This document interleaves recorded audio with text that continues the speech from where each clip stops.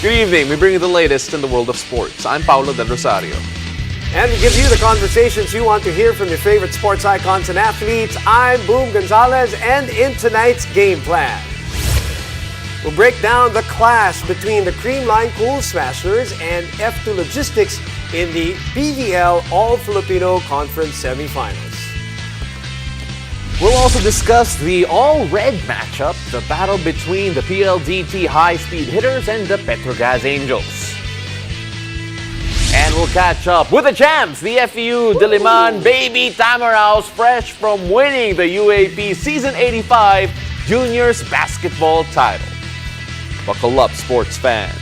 Let's get in the game.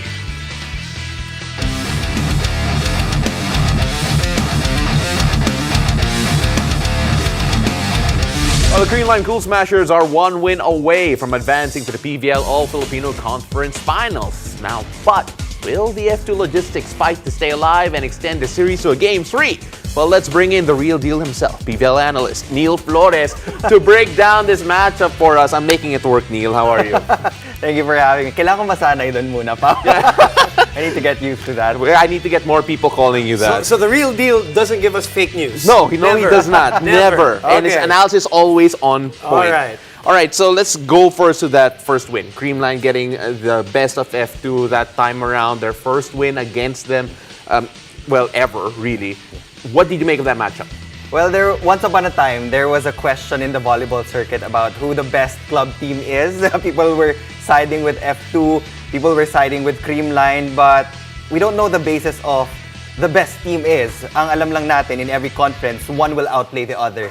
And F2 was really the kryptonite of the Creamline Cool Smashers. They never won against them in the PVL. They lost in the reinforced conference 5 sets. They also lost in the preliminaries in 5 sets. So, malaking tinik yun na natanggal sa Creamline because they won in 4 and they really took advantage na wala si Myla Pablo in the fold for F2 Logistics. Okay, so other than the Myla Pablo factor, Alyssa Valdez obviously is the first semifinals that she's missed in this championship campaign of Creamline.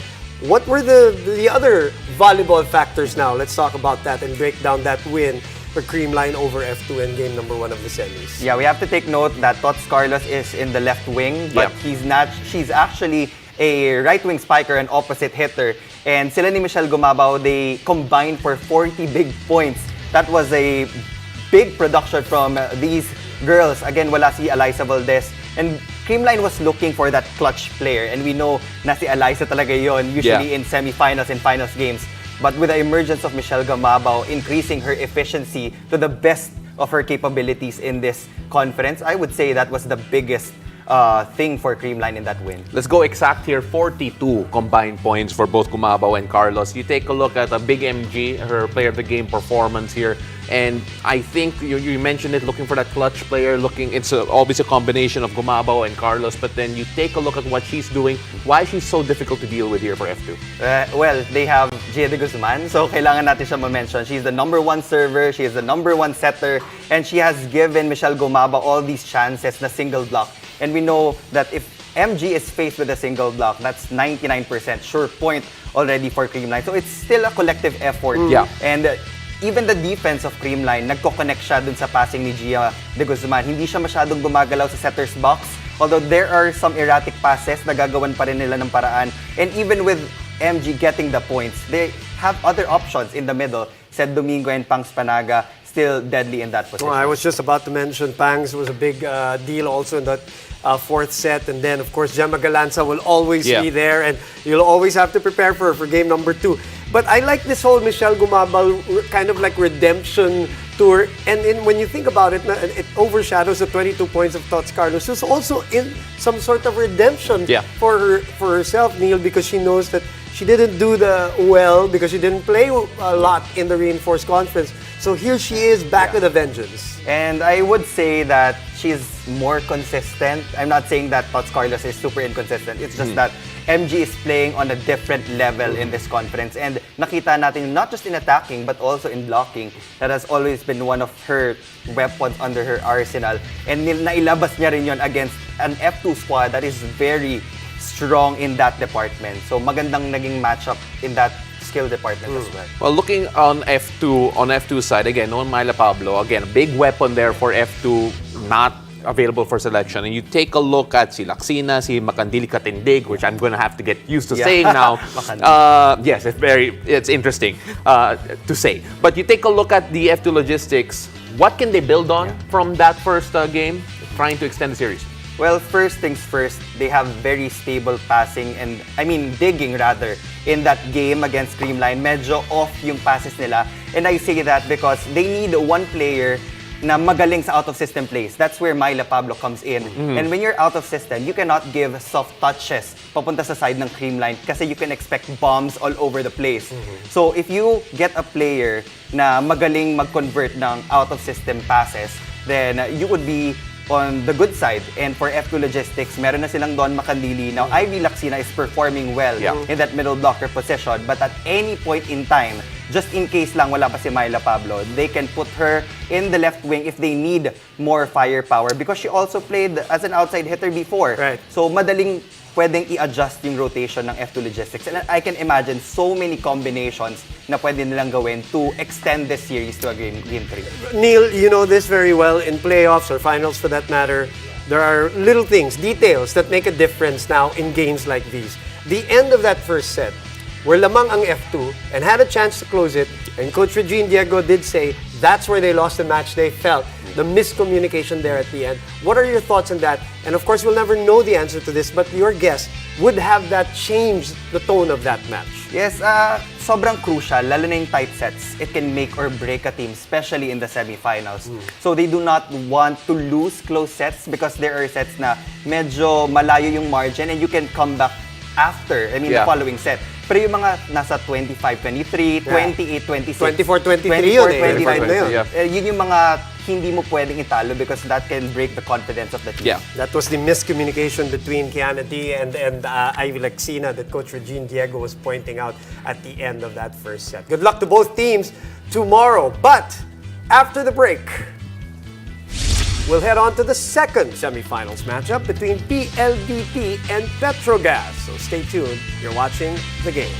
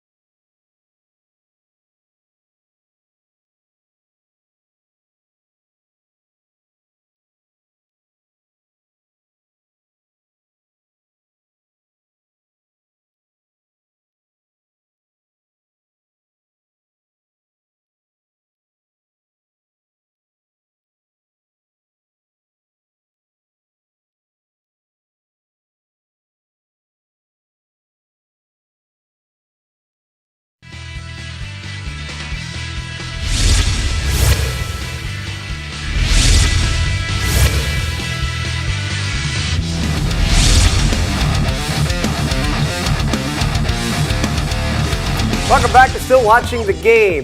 One game away or one all. The Petro Gazz Angels are hoping to sweep the semifinal series to get a chance to claim back-to-back titles. Meanwhile, the PLDT high-speed hitters are fighting to extend the matchup to force a game number 3. And still with us, of course, to discuss this side of the semifinal showdown, PVL analyst, and what again? The real deal! Neil Oh, it's gonna happen. It's gonna happen. Parang wrestling nickname. Exactly. Eh. Not the right sport for you, Neil. But okay, let's stick with volleyball where you're an expert at. Okay, let's talk about that matchup. Petro Gazz lost that first set This is the first semifinals for Coach O also as a coach in the PVL, so that's very interesting. What are your thoughts on that first set and how PLDT let go of that after? Petro Gazz lost to PLDT in 5 sets in the preliminaries, but nakabawi sila in the semifinals game 1. And I would say gone are the days na you would see the stat sheet na may isa lang na gumagawa. Sometimes there would be club teams na ganun, only 1 or 2 players would shine. But for the Petro Gazz Angels, it has always been the balance provided by their attackers. 5 players scored in double digits, and even Sheng actually contributed 6. Oo nga, 6 points pa siya. For a setter to be able to provide 6 points, that was a lot. And again, I feel like the advantage of Petro Gazz would be their stable outside hitters na hindi lang magaling umatake, but very solid when it comes to ball control. Yeah, you know, we also have to pay tribute to the open spikers. Excellent receiving. Sotones, 17 excellent digs, and Sabete with 11 excellent receives. It felt like everything was clicking here, almost perfect, picture perfect for Petro Gazz after that first frame. You take a look about whether or not it can be sustained. Can it be sustained going into the next game? It should be sustained because that has been the system of Petro Gazz. Even with a new coach, sabi nga sa akin ni Coach Oliver, I got to talk to him, hindi daw mahirap mag-jive into the system of Petro Gazz because the players are very mature, they know what to do, they're very accountable to their actions. So, maganda yung kinikilos sila. And they are looking to close it out in game number 2. But they have to be careful because PLDT has always been one of the underdogs. And we know that they can pull out massive wins in crucial situations. And they got one over them in the preliminaries. You know, you talk about Coach O and he talks about Petro Gazz. I've always thought of Petro Gazz as a team that can survive without a coach every now and then. There's such a veteran squad that parang hindi mo sila kailangan sobrang alalayan. And you see, even in the style of Coach O here with Petro Gazz, Neil, we've had this conversation. It's very different as opposed to how he was with Choco Mucho and how he is with Ateneo, right? Very different because, again, not much to point out there. And even players in the timeouts, babanggitin na nila yung pagkakamali nila, and they would immediately recover in the next rally. So, I'm sure they're looking forward to ending things in game number 2. And going to the finals again. Yeah, you know, PLDT, as we mentioned a while ago, took first blood. So we know that they can actually do damage against Petro Gazz. But what adjustment should be made because it really fell off a cliff right after that? Man Mendrez was really a marked woman rather in that game. They limited her to 11 points if I'm not mistaken. Jovi Prado had the most number of points, 18 points. But for me, the biggest adjustment would be the production of the middles. Palomata and Reyes has to be able to reach the same numbers as their counterparts because MJ Phillips and Rem Palma had a lot of attack points in as well. So kung hindi nila kayang i-match yun, Petro Gazz might have that advantage in game number 2. But again, for PLDT, the biggest, strongest player na meron sila would be Kat Arado. Hindi na nila kailangan alalahanin yung first pass and transition plays because they always know na maihahatid ni Kat Arado yung bola kay Rede Makulangan, and she always has an easy time setting up her attackers. Yun nga lang, they have to work on efficiency. Michelle Morente only had 9 points. She helped a lot in defense, pero kailangan yung atake talaga for the high-speed hitters. You talked about Mayan Mendrez being a marked woman in that match. That's also because the 2 games prior to this semifinal match, she was on fire for PLDT. What is your read on Coach Ralph with this PLDT squad, especially going up against his former squad, which he just won a championship with? Well, I just heard from some of my friends sa volleyball circuit that Coach Ralph is one of those coaches na masipag mag-aral. He scouts really well, he studies the videos, all the tendencies, and galing siya dun sa sistema eh. So he knows kung ano yung mga tweaks or lapses ng Petro Gazz na pwede nilang i-take advantage. But the fact that he is very, kumbaga, masipag in studying their opponents, that will go a long way for PLDT. So they just really need to execute properly because kahit maganda yung game plan, if hindi siya na-execute, baliwala din. So it's all about collaboration. You're my favorite ear in the volleyball circles. So mga chismis doon, I really like hearing it from you. But you talk about, so he likes studying. And what are the obvious changes do you think they're going to have to make? Because in the last game, most of the touches went to the wing spikers. Will that change? Will things move around? Or, you know, what can you predict with regards to that? Pwede siyang magbago. Initially, to start off set number 1, pwedeng i-activate ni Rede Makulangan yung middle blocker so that she can get that isolation and spacing between the defenders of Petro Gazz. But for Mayan Mendrez, alam niya na nababantayan siya. So it's really up to these players to get past the defense of their opponents. Diskarte na. Ganun din, diskarte talaga eh. And you know na mabablock ka at times, madidepensahan ka. But it's how you're going to be creative and convert in these situations. Neil, we really appreciate all of your insights, and thank you, Boom, for helping me push the real deal. Neil Flores. You know you're staying on for basketball after a second. Kasi, you know, You have your ear there too, right? Just kidding. really appreciate you, Neil. See you in the Thank games. So after the break, we'll catch up with the FEU Diliman Baby Tamaraws, fresh from winning the UAP Season 85 Juniors basketball title. Stay tuned. You're watching The Game.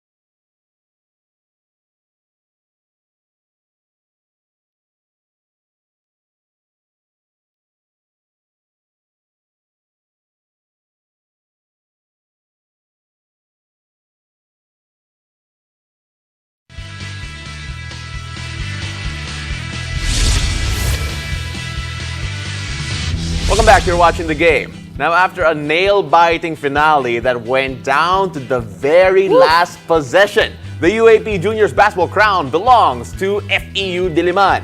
Now, joining us tonight to look back at their championship journey in Season 85 are the Baby Tamaraws themselves. Mythical 5 member John Ray Pasaol, Finals MVP Kirby Moncopa, VJ Pre, and head coach Alan Albano. Gentlemen, champions, welcome to The Game. Coach, I want to start with you because grabe yung journey ninyo and grabe the last few minutes of that game in particular. What can you say about your team as a whole after yung experience na yun? Yung character nila mas lalong lumabas yung ano na yun. Especially yung last 2 minutes. Wala na ako ron. Sila na naglalaro. Out na kaming coaching staff ron. Sila na talaga ang naglalaro nun. Klaruhin lang natin, nandun si coach, hindi siya umalis. Ibig sabihin, iniwan lang niya ang decision making. Yes, Isipin naman, saan nagpunta si coach? But coach, okay, I want to go back to game 1. Kung pwede natin himasin ng konti yun. Because I felt like that gave you so much good momentum to get the title dahil you were down by as much as 11 yata in game number 1. In that second half, just changed at bumuhos yung puntos. How did that happen and how did that carry into that game number 2 which clinched the title? Yung first half kasi naglalaro na lang sila ng parang come what may. Parang laro kami kung anong lalabas, yun lang. Talaga? So ang sabi ko after sa halftime, sabi ko naglalaro lang kayo na parang elimination round lang eh. This is a playoff and championship series na. So kailangan lahat ng possession by possession is kailangan may ginagawa na tayo. May ginagawa na natin ng paraan. Hindi pwedeng naglalaro lang tayo. Then buti nag-respond sila sa sinabi namin coaching staff. Let's now move on to the finals MVP, itong si Kirby Moncopa. Kirby, unang-una, congratulations on the individual achievement and of course the championship. I love the pearl necklace, by the way. Tapos you take a look at yung sinulat ni coach sa whiteboard ninyo, yung effort is key. At grabe naman yung effort mo, 22 points, 20 rebounds sa game 1. At sa game 2, 9 points, 13 rebounds, 9 assists, and 5 steals. Anong klaseng effort yung pinakita nyo sa finals na to? Yung ano pa lang, yung game 1 pa lang, pinakita na talaga namin yung effort namin. And hindi lang sa game 1 din, yung din sa NU, yung unang pagtalo. Sa Final Four. Yung unang pong pagkatalo namin dun sa NU.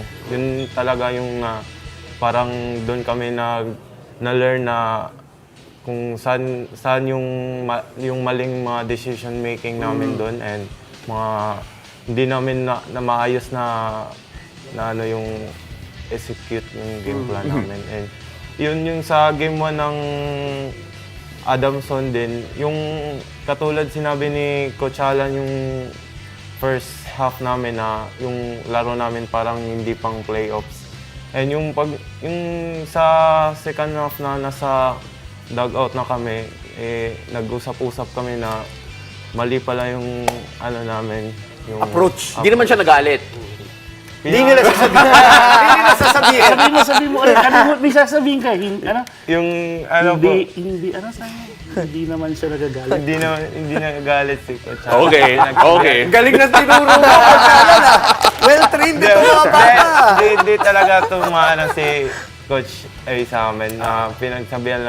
Sinasabihan lang nila kami na anong dapat gawin. JR, okay, yung binabanggit pala ni MVP, yung Final Four na natalo kayo ng first game, nag-do or die kayo against the defending champions, which you dethroned. So para lang dun sa mga nanonood na hindi nakapanood. Now, JR, 21 points, 8 rebounds dun sa final game mo as tapos champion pa. 4 free throws, pinag-usapan natin yan. Take us through it. Hindi namin alam ni Paolo yung ganyang pakiramdam eh. Yeah. Crucial free throws. Take us through it. Nung unang free throw ko, yung unang dalawang free throws ko, parang Pang ano yan eh, no? panglamang or pantay, Ano Coach. muna, lamang silang tatlo. Tatlo. Oh, okay. Tapos, yun, parang ang lakas ng drums, lakas ng cheer, parang ang nasa mindset ko lang nun is parang nasa FEU lang ako, parang walang tao, kami-kami lang. Sabi, tas biglang sumigaw si Coach Alan na ayusin niyo yung free throws niyo, madami nang pinanalo at pinatalo niyan. Yun lang yung nasa isip ko nung unang dalawang free throws na yun. So walang pressure. Matinding pressure. Oo, matinding pressure. Kaya yun mas matinding achievement. And of course, VJ, can you describe to us kung ano yung samahan ninyo? Because it feels like parang family na eh. Right before the finals, nagsuot kayo ng black tags sa jerseys niyo, obviously for very personal reasons. Pakikwento naman kung ano nangyari. Nung naglagay po kami ng black po dito, para po sa dinedicate po namin tong games po na ito para po sa papa po ni Coach Alan. Sa kanya po talaga tong championship na to. Tapos yung samahan ninyo as a group, as a unit, sino gumawa ng decision na yun? And of course, how did you all come together sa experience na to, sa buong finals na to? Simula day 1 pa lang po, nagpakilala po kami at hanggang po ngayon, matibay po yung pagsasamahan namin at saka kapag po may nag-struggle po sa amin, sama-sama po kami nagtutulong-tulong. Tsaka pag po may problema, sama-sama din po kaming nagsumasagot. Okay, VJ, of course, with 16 points and 7 rebounds in that clinching game number 2. Coach, I go back to you. So you get through the Final Four on a do or die.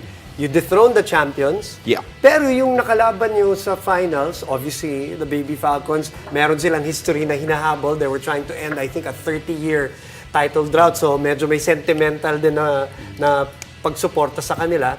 And you did not beat them, di ba? If I'm not mistaken, the whole year. How do you tell your boys now? And was there any doubt with the boys? Nakikita mo na parang, hindi natin natalo ng eliminations to. Anong diskarte dito sa finals? Nung mag-start pa lang UAAP, nakikita ko na yung nagda-doubt sila sa Adamson. Kasi nung preseason, first game namin versus Adamson, kinambakan sila ng 20 points. Oo, hindi sila So nakarecover. pati pala preseason, Yes. Then yung sa finals na, pumasa, merong games na talo kami by 2 points and may second round, lamang naman kami ng 20 points. Hinabol ng Adamson, natalo rin kami ng 2 points. Then nung finals na, deja vu eh. Yung nag-champion yung 2017, nung ang player pa nun sila LJ Gonzalez, sila Cyrus Torres. Ganyan na ganon. Hindi rin kami nanalo sa... Kinuwento ko lang sa kanila na hindi kami nanalo sa NU ng first and second round. Then ganon rin, nag-playoffs kami ng Ateneo. Ito, nag-playoffs tayo sa NU. Sabi ko, hindi imposible na talunin natin ng 2 beses ang Adamson. Kasi nangyari yun ng 2017. Which was your last championship? Yes. Correct? Di ba, Coach? All right, and of course, for those wondering what's next for these young Tamaraws, itong si JR may what's next na eh. Committed to the seniors for the FEU Tamaraws. Nag-announce na. Nag-announce ka na, diba? So can you tell us a bit about yung decision na yon and committing to stay wearing the green and gold? First of all, nagpapasalamat ako sa mga coaches. Yun na nga, yung decision ka na yun is, yun na nga, yung di pa nagsisimula yung season, parang iniisip ko na mag-payback din sa kanila. Malaking tulong sila, coaches, pati yung management ng FEU. Nag-commit ka na sa college? Ha? Kinuha ka na ba?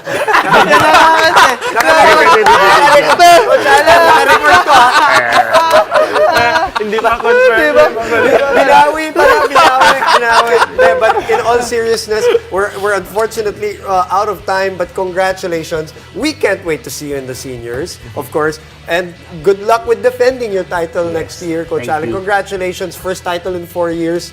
So I'm sure it's such a pleasure for you sa buong FEU. At maraming salamat for coming over tonight. All right? Thank you very much, by the way, for all of you watching and for joining us. I'm Boom Gonzalez. And I'm Paulo De Rosario. This has been The Game.